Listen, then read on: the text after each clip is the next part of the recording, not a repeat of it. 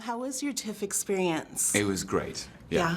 And you shot the film in Toronto, Hamilton, and Kingston. That's so you've right, been in yeah. our area a bit. Yes, I have, yeah. Is there something special about shooting in Toronto in the north? We always have to get these questions in. Of course, yeah, it's our hometown. I found the exteriors, by the time it was warm enough to go outside, because we shot this last year in 2014, which I believe was a remarkably cold winter.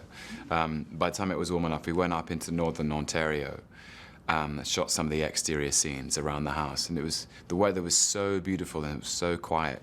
I really loved exploring that part of the country, actually. It's beautiful as long as you don't have to drive in it. Right. It's the commute that's horrible. Yeah. Your character in this film is creepy and charming, and then kind of creepy again, and broken. Yes. How did you connect with him, and what did you think of him when you first read the script? Well, just like you said, he's just a character who's trapped. He's in a struggle between his past and his future, and I think he has a superficial charisma initially, and then you realize that behind that is a huge amount of guilt and shame, and then finally, if you scratch beneath that, there's a huge vulnerability in someone who's trying to be a better man, and I was really touched by that, and I hope that people can track his journey with me, and I think he finishes in a really interesting place. He does. And do you think it's him just getting over the fact that he feels guilty that gets him there? I think it's Edith, Mia Wasikowska's character, shows him the way. I think she takes him on a journey to, it's about truth in the end. Like, the truth will out. And he finally accepts the truth, owns up to the truth, takes responsibility for the truth, and I think that frees him to make independent choices. Cool. Guillermo put together a beautiful film. I was terrified going in, and I was just mesmerized by everything else. Can you talk a little bit about working with Guillermo?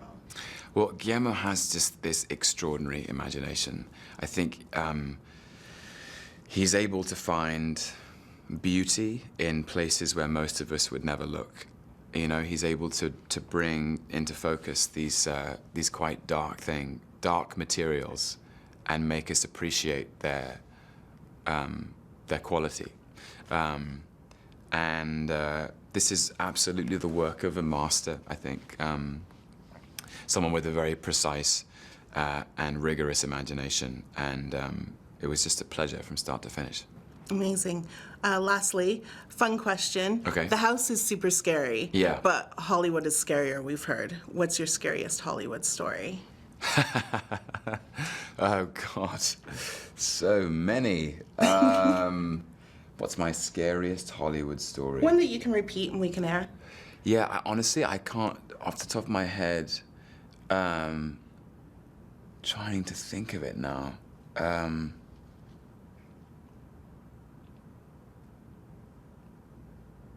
It's not a scary Hollywood story.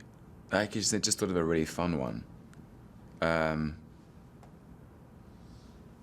This isn't scary at all, but it's a good story, so I'll tell you. I was once at Warner Brothers, and I was like 3 minutes into a really big meeting, and there was a knock on the door, and Warren Beatty came in the door, started telling all the stories from when he was a kid, and then he left, and the meeting was over, and I was like, okay.